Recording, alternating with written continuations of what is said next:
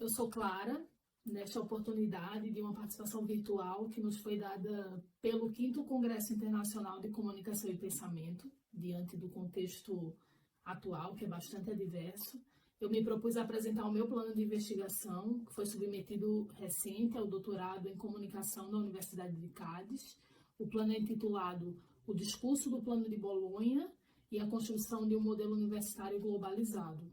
É verdade que ele se encontra na fase ainda de maturação, né, naquela fase de delineamento do objeto de pesquisa. Então, o meu atual esforço investigativo é o de me aproximar das referências bibliográficas, fazer o mapeamento do estado da arte, um pouco dos rumos desse debate, ainda de revisão bibliográfica, de pesquisa documental, e mais ainda do intercâmbio com os demais pesquisadores que são alinhados a essa temática e que vêm acumulando nessa mesma área de pesquisa. E aí, sem dúvidas, o espaço dos debates nos congressos, ele é uma oportunidade única de intercambiar percursos metodológicos, teóricos, que, sem dúvidas, iluminam, né, as escolhas que têm que ser feitas nas pesquisas. E aí, nesse aspecto, eu parabenizo, né, agradeço, sobretudo, a iniciativa do Congresso, dos organizadores, por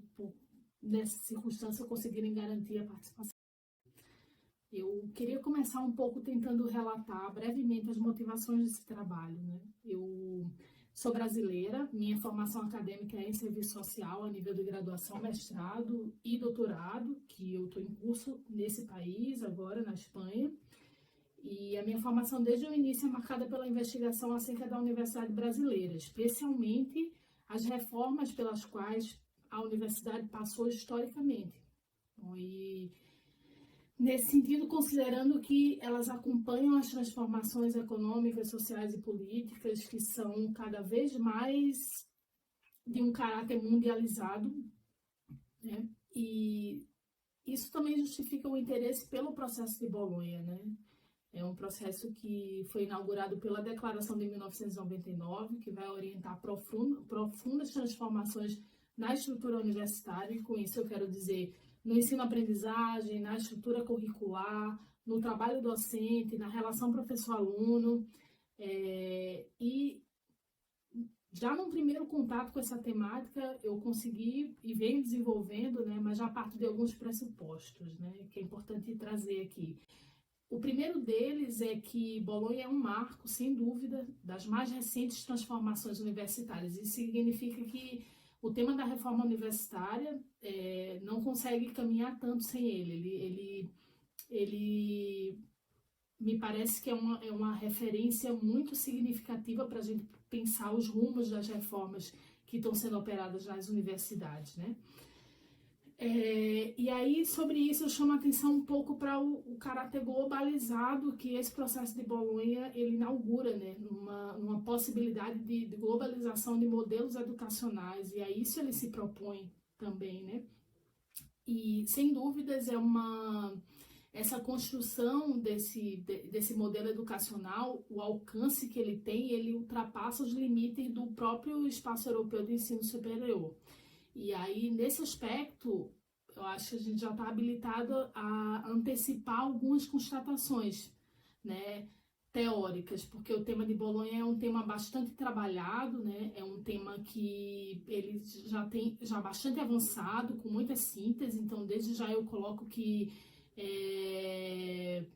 o nosso trabalho atual é o de se apropriar dessas sínteses e conseguir avançar pensando a partir delas um pouco como esse processo ele influencia nos demais países e assim quais são esses desdobramentos e como é que a gente pode compreender esses processos diante dessa apropriação de Bolonha, que sem dúvida é uma chave teórica muito importante para pensar a construção dos atuais modelos educacionais universitários, né?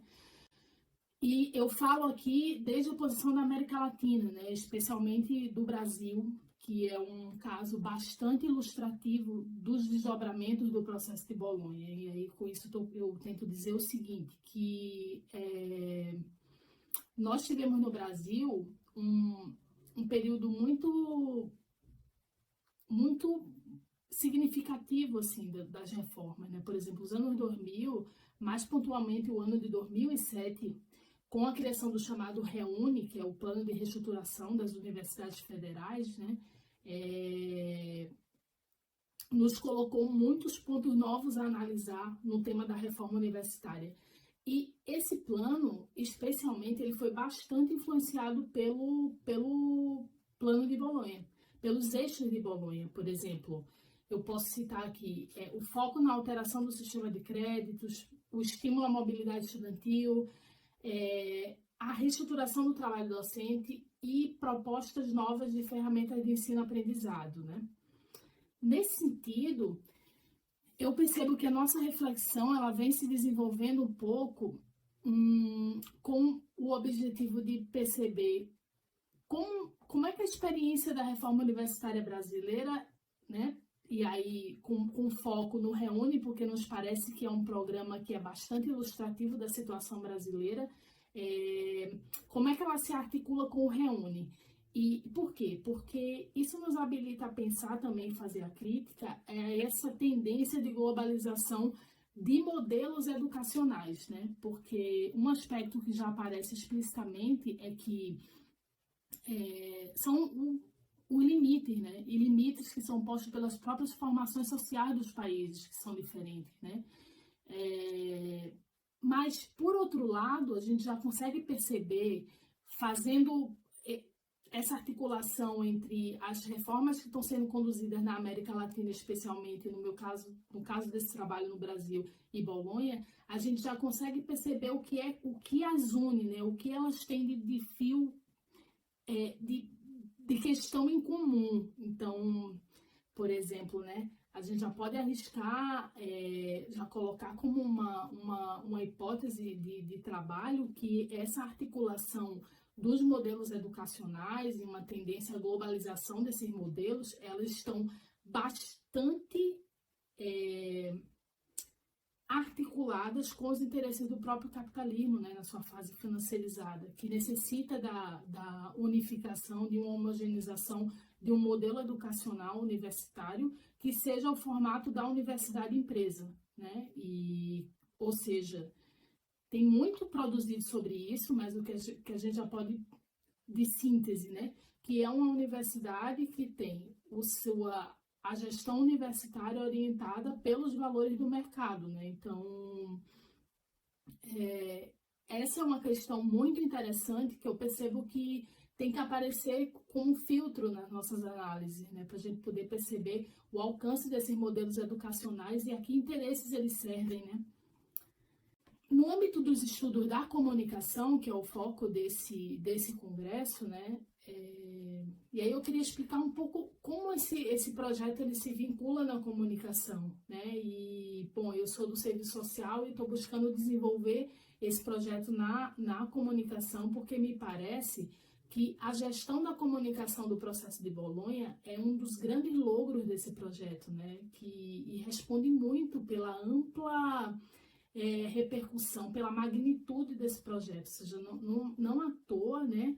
Ele sobrevive e caminha, e claro, né, atropelado por muitas resistências, muitas críticas, mas também persiste e se impõe enquanto modelo, né, na Europa e em desdobramentos no resto do mundo, inclusive os objetivos de que ele ultrapasse o espaço europeu de ensino superior já está sendo posto, né, nos debates sobre Bolonha, nos seus principais organismos representativos já está sendo posto, né? E ele sobrevive aos seus 20 anos de existência, que foram comemorados no ano passado, né? E Bolonha ele altera significativamente a concepção de universidade, né? Bom, então a gente percebe a comunicação como essa forma ideológica que é integrante, né? A comunicação é uma forma de ideologia que integra as estruturas jurídicas e políticas que vão emergir da totalidade das relações sociais, porque a nossa percepção de ideologia, ela se apresenta, a nosso ver, enquanto uma concepção de mundo que vai se manifestar na linguagem, no direito, em todas as expressões de vida individuais e coletivas. Então, partindo desse pressuposto, a gente pode perceber e interpretar os câmbios educacionais, as grandes transformações, as reformas universitárias, elas são sustentadas por ideologias, né? E aí é nesse aspecto que os estudos da comunicação, eles podem nos dar base para investigar como se organiza a comunicação desses processos de gestão universitária que são propostos por Bolonha, né? E aí, metodologicamente, o que a gente vem tentando construir, aí mais uma vez que eu já falei no início da apresentação, mas é um projeto, é um plano de investigação submetido ao doutorado, que ainda se encontra na sua fase de delineamento, então ainda está sendo construído, e eu vejo muita oportunidade do diálogo nesses espaços do Congresso, nessa oportunidade dessa plataforma virtual para trocar um pouco com vocês, é muito trocar essas percepções que nos ajudam a delimitar o objeto de pesquisa, né? Então, eu vejo que uma saída metodológica para esse interesse de pesquisa que nós temos, né, é a análise do discurso, né, das teorias e estratégias que fundamentam as medidas, programas e projetos que são formulados no âmbito do processo de Bolonha e são divulgados pelos seus principais canais de comunicação. Por fim, nós conseguimos avançar na construção de algumas perguntas norteadoras e que orientam e iluminam a análise, né? Dá um direcionamento para esses questionamentos que se apresentam ainda de uma forma mais inicial, que seria que eu compartilho com vocês nesse momento, muito no intuito de conseguir avançar nessas reflexões, né? Então, eu venho me perguntando quais as motivações socioeconômicas e ideopolíticas que interferem na produção do discurso de Bolonha, qual a perspectiva de educação, de universidade e conjunturas socioeconômicas implícitas nas narrativas de Bolonha, qual a influência das suas principais linhas diretivas nas reformas universitárias conduzidas fora do espaço europeu, e aí eu tenho um interesse específico na América Latina, especialmente o Brasil, né? Então, essas preocupações são as que vêm orientando um pouco as nossas análises, né? E acredito que sejam possíveis de serem captadas na revisão de literatura acerca desse novo modelo universitário europeu, que é inaugurado pela Declaração de Bolonha, no mapeamento das fontes documentais que vêm sendo veiculadas pelos organismos de avaliação, difusão e formação, no âmbito dos 6 eixos que são priorizados por Bolonha, a saber, a comparabilidade, estrutura das titulações, créditos ECTs, mobilidade, garantia de qualidade, dimensão europeia. Então, esse é o esforço investigativo que eu venho despendendo, assim, dispondo, né, desenvolvendo nessa fase inicial da pesquisa. E a minha contribuição no Congresso vai nesse sentido, fomentar um pouco e compartilhar com vocês essas primeiras inquietações investigativas. É isso.